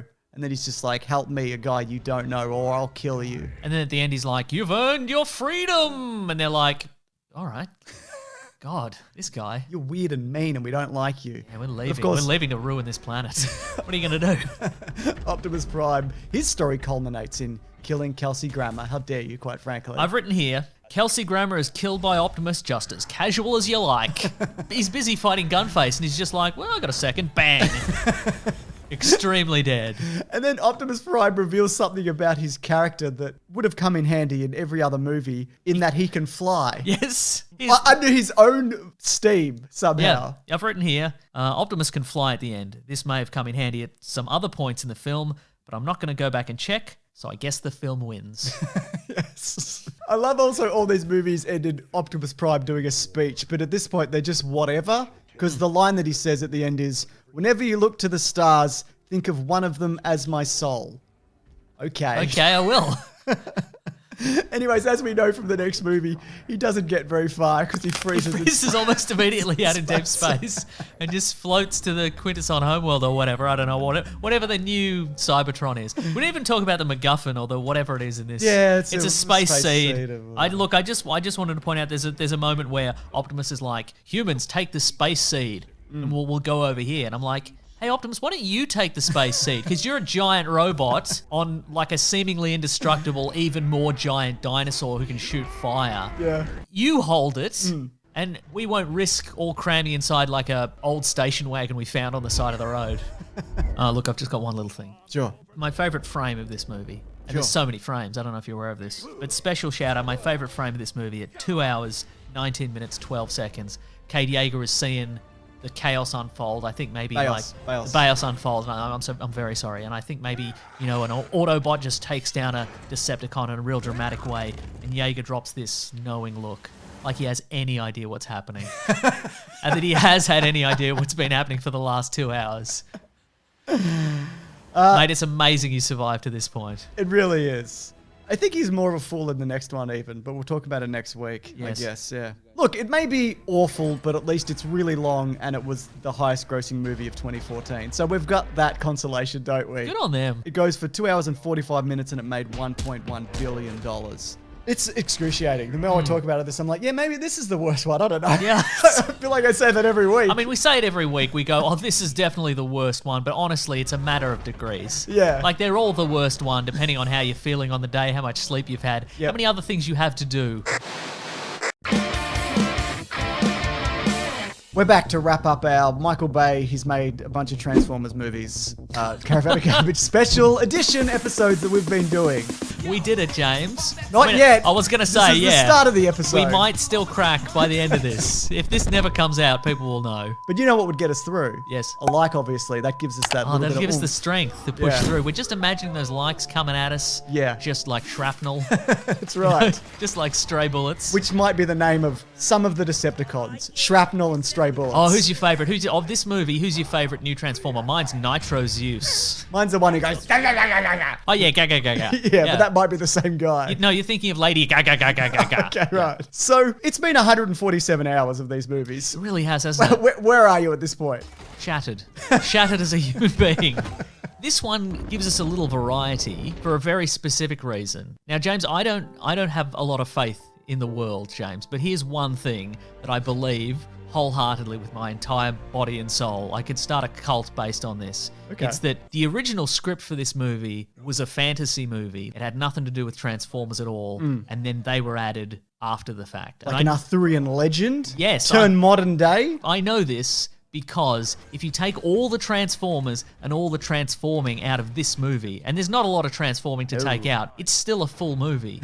Not only that, it's a movie about a young woman who doesn't believe in the mythical history of England, who discovers that she is the descendant of Merlin and is therefore the only person who is capable of finding and wielding a magical staff that summons a dragon that saves the earth from monsters from another world. Like, it's a shorter movie and it's a better movie. I mean, it's a shorter movie. Yeah. I'll go with you on that. You might say this movie was produced in an era where Michael Bay had put together that kind of genius scriptwriter, whiz kid think tank specifically This for was the putting time together for it, yeah. Transformers movies. But I think what happened is one day, like one Friday afternoon, Michael Bay was like, good hustle, everybody. All right, I'll see you back here on Monday with your completed Transformers 5 scripts. And one dude's like, oh, no, I've just been sitting up the back not doing anything. And he just gets out his laptop and he's just got like a script, his passion project. And it's this fantasy movie about... It's a sequel to Guy Ritchie's King Arthur. Exactly, that's right. Back in the habit. And he just goes through it and he just starts adding Transformer stuff. Yeah. He's like, okay, we're in a car chase. Let's just say some of them are Transformers. Yeah. We'll put them in a submarine. Let's say the submarine's a Transformer. Let's say the dragons are who cares at this point? Just put it in. What's going on with that dragon? Can you explain that to me? Because the dragons can make their own decisions, right? But they're controlled by the staff. But they're controlled by the staff. Well, that's the But thing. they have to give you the staff. I'm saying that in the original version, then it's not. It's just like a monster. Yeah, right. And the staff controls it. But if you add Transformers to it, who are sentient beings, who don't need to be controlled, you could just ask them to be nice and save the world. Yes. But they didn't take it out. See, that's the thing. I think there's definitely some validity to that thinking. I think so. And this was the biggest budget one at this point in time. It was $217 million, but it also made the lowest amount of money at $605 million. People were tiring of these movies. That's right. It was considered a box office failure because it lost like $100 million. But the thing is, like you mentioned, they're spending money on the wrong things. There's amazing giant sets and structures and underwater traversal, and they recreate Stonehenge so they can explode stuff around it. There's a medieval battle sequence, but it's like you're looking at the wrong thing. Yeah. Why doesn't Optimus Prime transform in this movie at least once? Well, maybe he does behind some dust and dirt and smoke, but we don't see it, do we? And it starts again with that thing of like, you know history. You thought history. Right? But Transformers maybe. Yeah, some right, of it. exactly, yeah. Yeah, we know. They've been here. They're in things. They're in everything, apparently.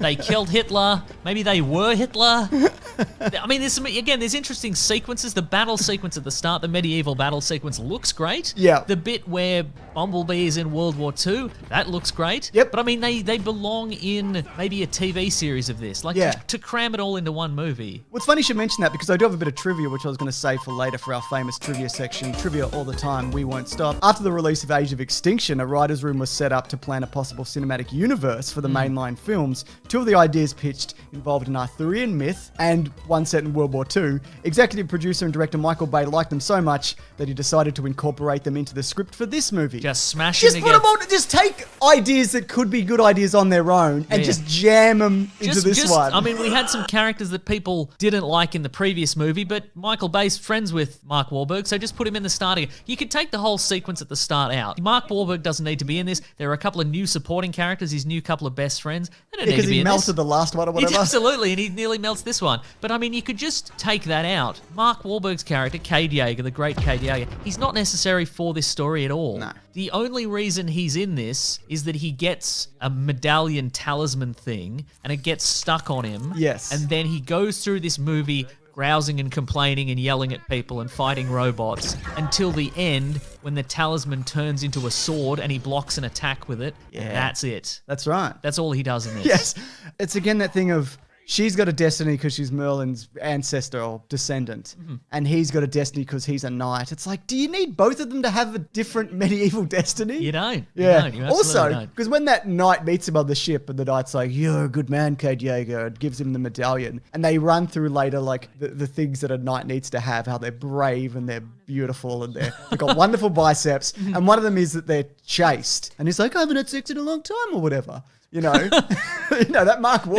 Yeah. But does that mean that that particular transformer can tell when a person has had sex last? Is that how that works? What if some horrible incel stumbled across it? He turns into some sort of strange gynecological device. That's his alt mode. The other thing about this movie is it's just like Unicron. Yep. Unicron? I mean, I know also in Transformers Prime, the animated series, the Earth is Unicron. But if you're going to put Unicron in it, I feel, it has to turn into a giant man. Right, exactly. A giant golden demon man. Why not? I just...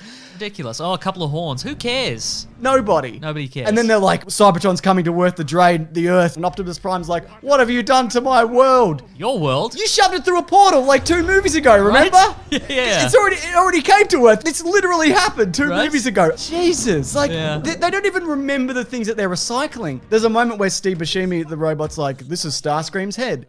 That head exploded. I saw that happen Right? 2 movies ago. Yeah. They don't remember anything. There's no continuity in this. How can you establish this cinematic universe? None of this clicks together. No, absolutely not. No. Anyway, thank God for Cade Yeager. I agree. And thank God for Vivian Wembley. But what an awful pairing, quite frankly. The worst pairing, absolutely. They've got to go on a fun, sexually charged journey across England. I've written here, Laura Haddock, who's actually Peter Quill's mum in Guardians of the Galaxy. right. She has more chemistry with Kurt Russell, a man double her age with a CGI face, whose character intentionally put a tumour in her head. I believe that those two, Yep. that relationship is beyond horrible. Is a better relationship than what we're getting Yeah, you here. can see how they got together. Like, Yeah. you go, okay, well, they've got charisma, and Ego's a freewheeling, traveling man, I guess. You see him just driving along in that convertible being like, yeah. Yeah, and that's cool. Yeah, But yeah. there's moments where she's like, oh, who are you, American man? Where are you from? And he's like, I'm an inventor. And she's like, what did you invent? And he's like, things that you've heard of. Why would you say something so obvious and easily disproved? Because all she has to obviously say next is name a thing. Yeah. His ego is so rampant Yes. that he can't even just go, oh, actually, I repair and find Transformers. That's pretty good. It's good enough, actually. right? Look, what I did invent is I invented in the last movie, I invented a robot that sort of fetches you beer. But in this, I don't need it because there's little Transformers that get beer for me, so I've kind of given up. You know what I liked about this movie is that we discover that, again, speaking of recurring characters, well, look, Bumblebee's back, and he can break up into pieces and still fight, I guess because that happened in Iron Man 3. That did happen in Iron Man So 3. I guess Bay was like, put that in, why not? I've got a list of things that I think this movie Oh, could be okay, off. well, we'll talk about that. So, as far as my list goes, the scavenger character who lives on her own in the junkyard, that's clearly Rey from Star Wars. She's even got a little BB-8. You know what I mean? true. Yeah, it didn't even occur to me. To this movie's credit, it's less lecherous with young women than the previous ones have been. Mm-hmm. I mean, just. Right, sure. It doesn't overtly sexualize. There's as still much some as the other weird ones. references, though. Oh, yeah. At one point, Wahlberg's like, hey, what are you doing? You wearing a stripper dress? She's just wearing a dress. Yeah, but the difference in this one is why I say it's slightly less is she's like 32. And Of that's course, the yeah. difference. Right, I'm not- yeah. It's not much better, but that's the difference. So there's a gladiator-esque opening battle sequence, which, by the way, you could just take all that out. You I'm don't saying need that's any what of I'm that. saying, yeah. It's obviously Suicide Squad with the introduction of Nitro Zeus and Teeth Chatter McGee or whatever we talked about. There's also Good Guy v. Good Guy, which Fast and Furious were doing at the time, and Captain America Civil War and Batman v Superman. And I know films obviously borrow from other films all the time. Film and entertainment, pop culture in general, everything is built off the back of something else. It's a real melting pot It out is, there. but it's so blatant in this and not done well that it feels really egregious. Anyway, Megatron's back, I guess. Is he the main bad guy? Maybe.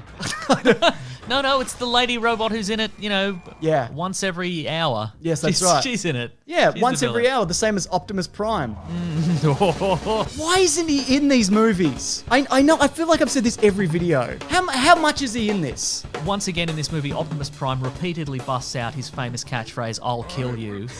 And I'm starting to wonder if Peter Cullen, voice of Optimus Prime, he was asked to do that many movies ago, and they were like, not quite good enough. Can you give us another take? And he ran it through like 10, 20, 30 times. Yeah. And they're just putting in alternate takes You might be constantly. right. Because why else would he be always saying Yeah. that? It's mean and rude.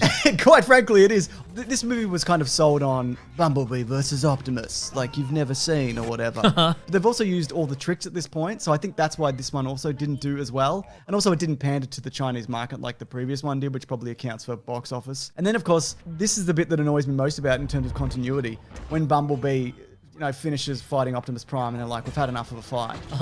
Yes, that's enough fighting for the trailer. We can stop now. Yeah, that's right. Pretty much, yeah. He's like, Optimus, I'm your best friend. And Optimus is like, I haven't heard your voice since we were back on Cybertron. First movie! Remember the first movie? Yeah, I wish to stay with the boy, is what he said. Yeah. Is it a different Optimus Prime every movie? Is that why he doesn't remember anything? Is he getting his mind wiped like the Winter Soldier so he's insane? Oh, maybe he has like a loose battery pack wire or something like that. It comes loose and then he's like, and maybe. It's And then when he comes to, he's like, I'll kill you! That's right. Oh. You know what else I'm sick of in these movies? What's that? Human characters, the main human characters, I should say, not getting smashed by robots by pure happenstance. Just wherever they're rolling, like a big fist or a foot just lands near them. They're in a transformer. The transformer transforms into a robot. They're flung into the air Yep. and like go over an overpass or under an underpass, and then they're caught by giant steel hands at the speed of a car, and they're just not smashed into paste. You're right. I'm sick of it. But to be fair, in this movie, when Tad Hamilton showed up, part of me was like, oh, an adult. Yeah. Like, a part of me was like, thank God Josh Duhamel's here. He's got some great the temples. He's got wisdom. This is a fucking shit show, this whole thing. Thank God. Somebody who remembers the first movie is here. He's Everybody good. I like shut him. up and I'll deal with this. Just cool out. So how do you feel about Bumblebee's speech patterns in these movies Well, now? at this point, we didn't mention it last week, but I mean, at least one movie ago, he stopped speaking in meaningful songs from the radio, and he just started speaking in movie quotes and like Def Jam comedy recordings and stuff like that. At one point, quite early on, he plays a clip, which I assume is from an old Western or something like that, and the line is, "I'll burn you so bad, you'll wish you died as a child." Which, when you watch at the movies, they like this sort of stuff. Like a lot of his dialogue is kind of hard to pass when you're in a movie theater or something like that. But when you watch it at home on TV, I'm like, what did he say? And I wound it back, and I'm like, I'll burn you so bad you'll wish you died as a child. That's a horrible thing to say. It's a horrible thing to say. Yeah, awful. I also think this movie is the one that Michael Bay realized in a PG movie, you could say shit as many times as you want. Yeah, right. It's a shit-a-palooza, mate. Oh, yeah? Ben's going to put in a compilation. The man who edits these videos. Shitty ass day. Up in shit. It's horseshit. Shit's getting out of control. Cut the shit, Cade. Got him some shit. Made that shit up. Don't do this shit for money. You don't do this shit for the money. Big shit. Clouds of shit. Dark shit. Bullshit. You know what? Scary shit. Shit. Kamikaze shit. Shit. Oh, shit. Listen. Shit. This shit hurt like Shit. Shit. Holy shit. No shit. Shit missed. Shit. Holy shit. All this shit. That was bullshit. Which, by the way, he has to watch these more times than we do. I've apologized to him via Twitter message a number of times, and he's like, "No, I quite like rewatching these." And I'm like, "Do you? If that's what you want to believe." He's actually got a video coming up on these very movies about a thing that he particularly enjoys. Oh, terrific. So, yeah, I'm excited. Look forward to that. One of my notes here just says, that submarine is a trampoline, I guess. And because I think my computer auto-corrected to trampoline. But it may as well be a trampoline. Sure, yeah. Because they're just like, did you know this is a transformer? Is it? Yep. Is it? Yeah. Is it?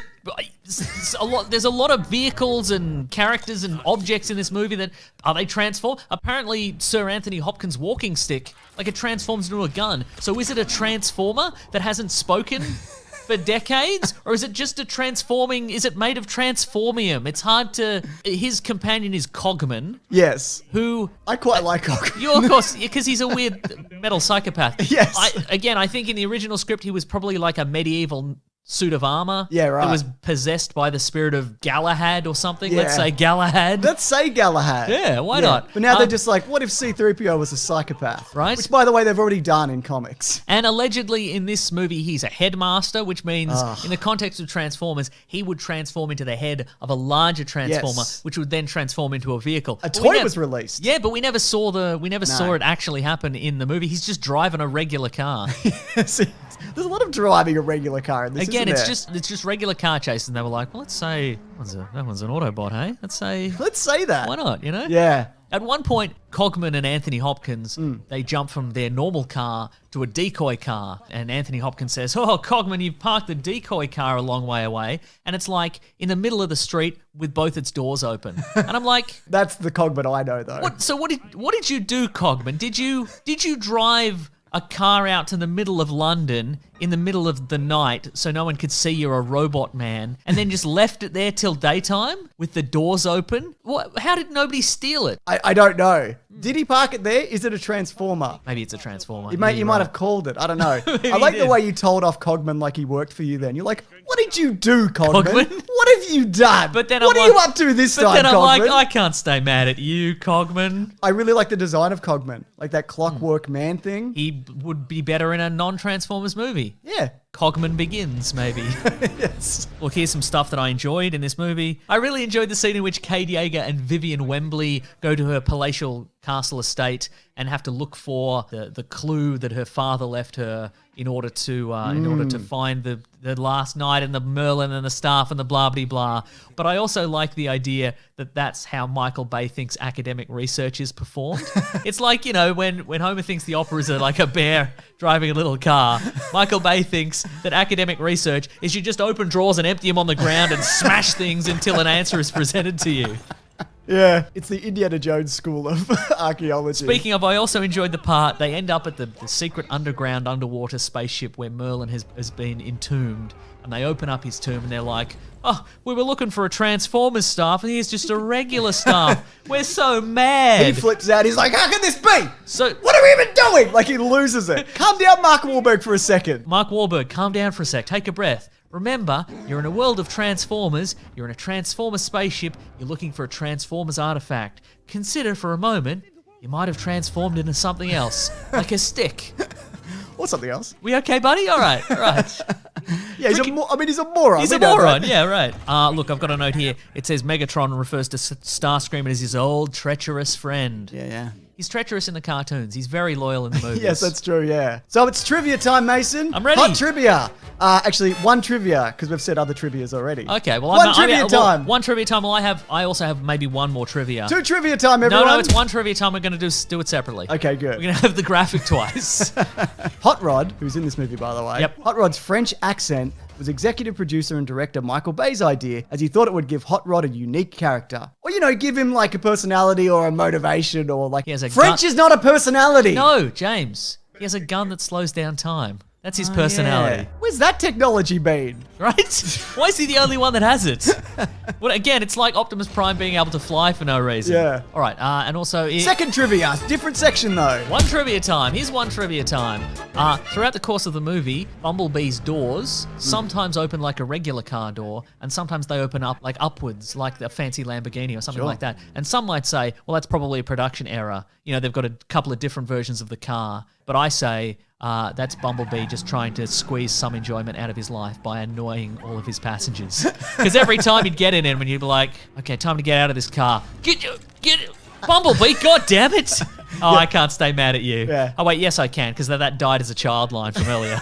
Really offensive, man. I'm still mad about it. Also, you don't get this effect as much watching it at home, but the aspect ratio on this is a nightmare. I don't know what version you watched, but it jumps shot to shot between IMAX and Regulo. And it's headache inducing. Oh, no. It's way worse in the cinema, but it's like, pick one.